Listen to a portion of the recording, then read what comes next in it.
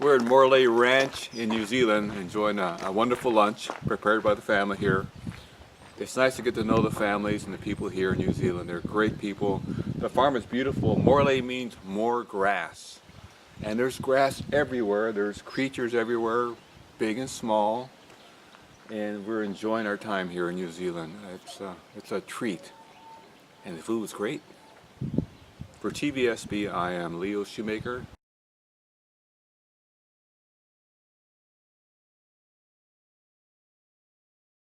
Okay, well, come on out here, girls.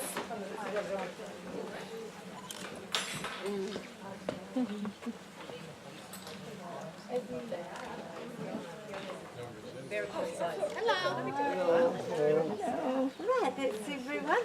Well, again, as I say, I just want to let you know that it's a team effort lunch and introduce you to my kitchen fairies. Okay, well, come on out here, girls.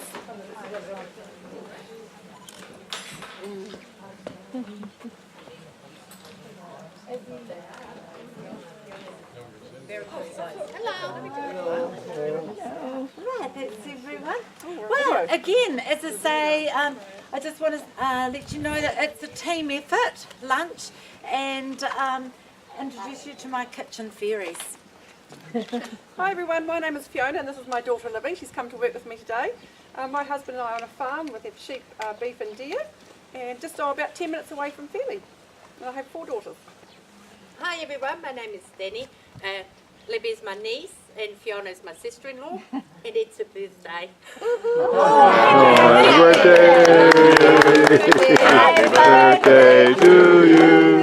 Happy birthday, dear Fiona! Happy birthday to you! Hooray! I'm originally from Switzerland, and we also run a sheep and beef farm on the same road as Fiona and her husband. Thank you. Do keep it in the family. Did you say you had 4 children as well? She has 4 children too. Yeah. Hi everyone, I'm Sharon. I have 3 children. 2 have left home. My husband and I work at the high school, just in the middle of Fairlie. We live there too, and in my spare time I breed and show Great Danes. Oh, thank you. Wow, that's great. So I'll just tell you a little bit about your lunch today. The story at Morley is paddock to plate. And we're beef and lamb growers, so that's what we're going to be serving you today, is the beef and lamb from the farm. And along with that, a selection of hot vegetables and salads. And my neighbour over here is a grain grower, and so he has his own flour mill. And I've made the little dinner bread rolls from his flour. And our traditional dessert, pavlova. Some of you will have already tried it, but these I've made from scratch again. I have hens, so that is your dessert, followed with tea and coffee and a fudge slice. So no one will go away hungry.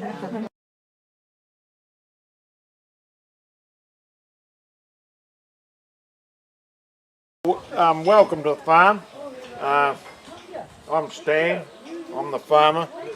The girls are your host, so it's just as well it's that way round. I'd hate to think what you'd be eating if I was the host. But Morley, you know, it's a working farm, full-size working farm. We're about 800 acres. We're 800 acres, which is about average. You know, there are bigger farms on the hill, but then you need more land up there to be productive. So what Morley's good at is growing green grass. Exactly what you're standing on. That's what New Zealand's good at, growing green grass. But we can't sell green grass to you people, or the world or markets. We have to, you know, turn it into a product that we can sell. And on this farm we graze our sheep and beef cattle, and from that we produce wool, lamb and beef. And then most of what I produce, you know, I don't know, 90% of what I produce will go for export. We end up overseas. If you go into the yard, you'll see John Deere tractors Well, New Zealand, we don't make any tractors, you know, we don't make any cameras, any iPhones, buses, motorbikes, vehicles. We're only a small country. All that has to be imported, but we are pretty good at growing lamb or beef, venison from the deer, wool obviously, producing milk, and that milk can be turned into, you know, butter, cheese, milk powder. All that's exported, and that'll pay for our new John Deere tractors, cameras, iPhones, you know, all those things that New Zealand need. So farming is still our biggest export earner for New Zealand, and I think it's good that you've come to a farm. You've obviously come to New Zealand to see what New Zealand's all about, to see about, you know, the mountains and glaciers, lakes. That's a big part of New Zealand, but then farming is a big part of New Zealand. And Morley here is a you know, typical family farm. Angie and I live on the farm, work away. We've got our son, also lives on the farm, and he's got 3 little sons. Wow. So there's 3 generations on the farm. And in June we're going to leave here, we're going to leave this house, we're moving to Tekapo, where you just come from. That's about 40 minutes away. And our son will move into this house, and he'll carry on the farming. So, summertime there'd be over 4,000 sheep on the farm, and about 120 beef cattle. So, and there's, yeah, as I said, there's only 2 of us that work on the farm. But we're pretty lucky in New Zealand, I feel, with our climate. You know, it's a temperate climate. You know, it doesn't get too hot, too cold. Reasonably regular rain, although half the farm is irrigated. We normally get summer dry, then we, you know, do some irrigation. Remember, we've only got that green grass to feed that stock, so we've got to keep that green grass growing to feed all that stock. And this year we've had a great summer. We've had plenty of rain, and that's why everything's so green. But it's a wee bit frightening. We've had about half our annual rainfall already. So we're either heading for a very wet year, or we've got a big dry patch coming up, you know, to bring us back into sort of into line with average. So we'll have to just wait and see, and that's farming. You know, you just take what comes. No predators in New Zealand, so that's another big advantage. You know, no wolves or foxes, no big birds of prey or anything. No, you know, insects, sort of bad insects. Flies aren't, we have flies, but they're not too bad a problem. So, you know, that's totally different to Australia, where everything's trying to eat you or bite you and sting you, kill you. And I'd be standing here, you know, whisking the flies away. Goodbye from Sen and myself and the girls in the kitchen. We've really enjoyed your company today, and just want to wish you happy and safe travels back home. Thank you.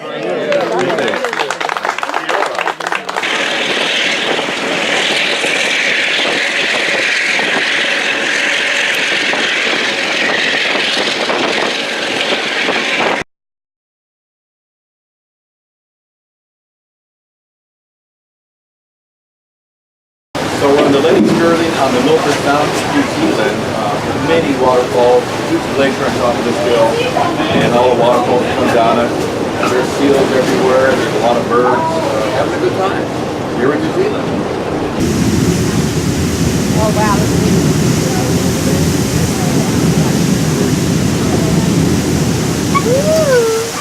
We're in the Milford Sound in New Zealand.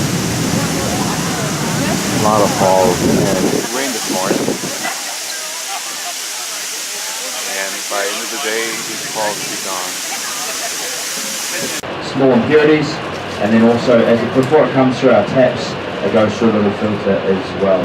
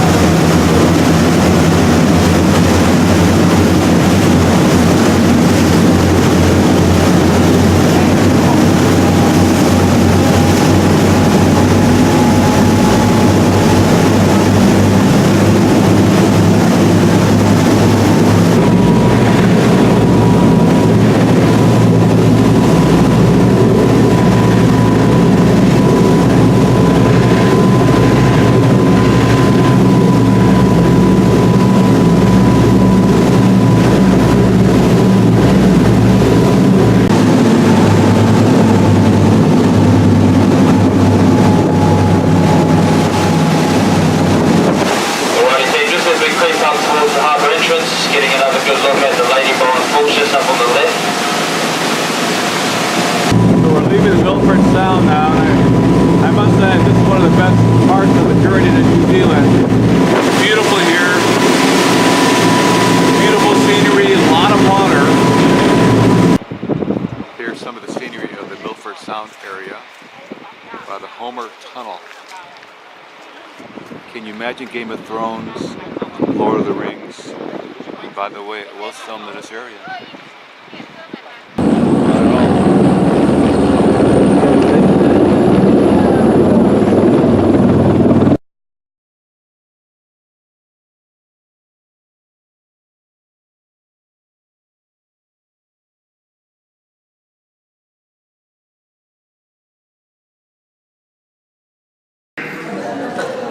Right, folks, very quickly, who feels sorry for the sheep? Hands up, please.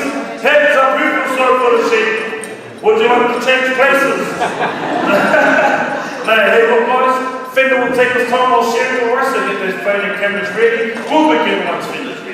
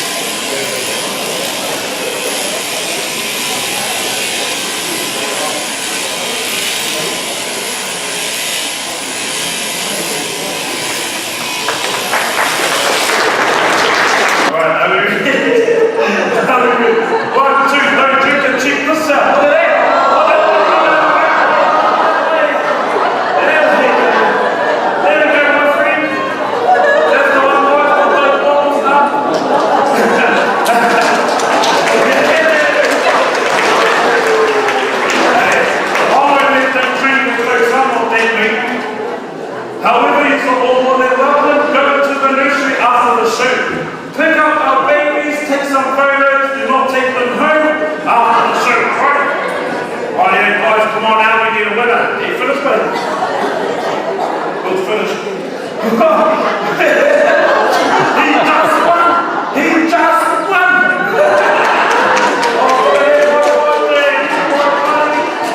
Everybody, boys, can you put the bottles in there, please? Thank you very much, boys. You can take the boys. Hey, no, my friend, let's go.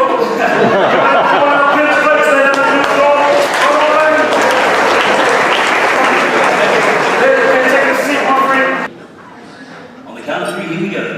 1, 2, 3, and...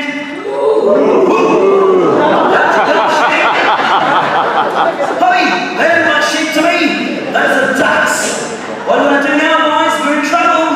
That's alright. We've got this under control, eh, Doc? Steady on. Steady on. Alright. Obviously we can't use sheep, they will jump off stage, so we use ducks here instead. I'll go one way, my dog goes the opposite, she'll do what she can to bring them towards me. Yeah, left. Oh, left.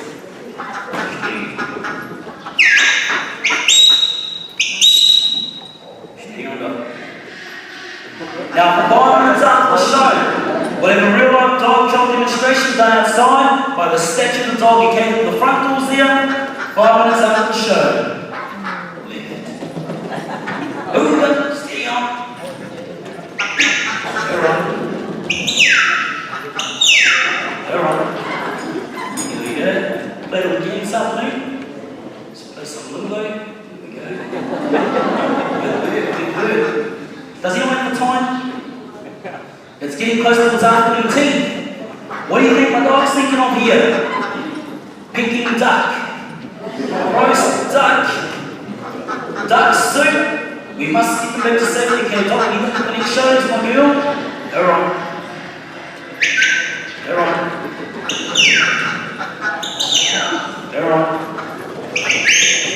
Steady on, Doc. Steady on, Doc. Alright.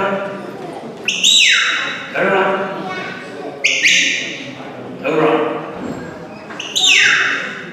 Alright.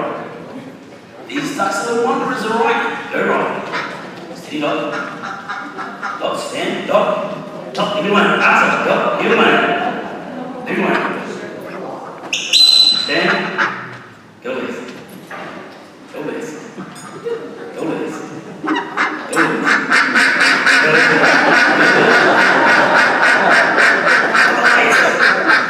Down left, Doc, down left.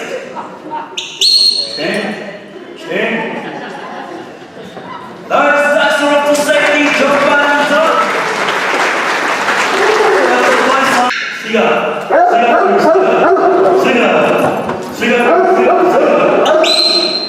Sorry.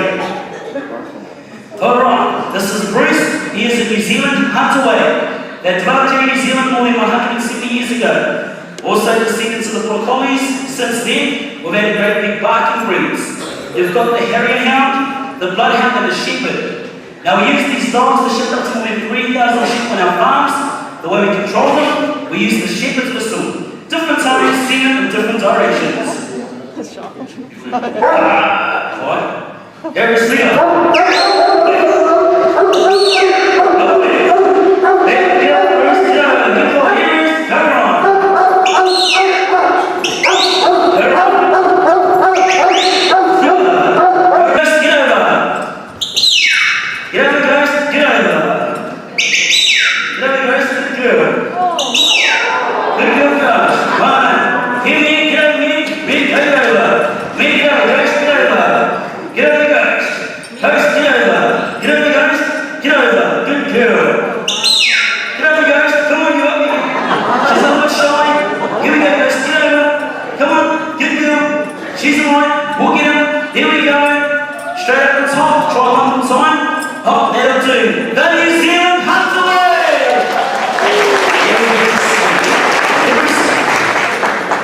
So behind me are all the sheep that were gathered on stage.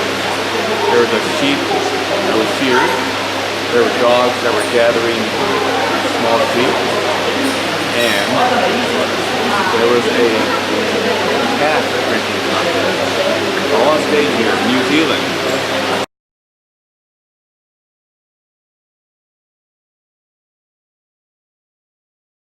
Kiwi. Okay, and he or she was born on the 23rd of March at a hatch weight of 298.5 grams. Remember? Okay, the reason why they feel so horse-like is because they're a non-flying bird. So they're part of the rat-type family. So they're related to the cassowaries, the emu, the ostrich, the moor, who's also extinct, as well as the elephant bird. So they're same family as those guys.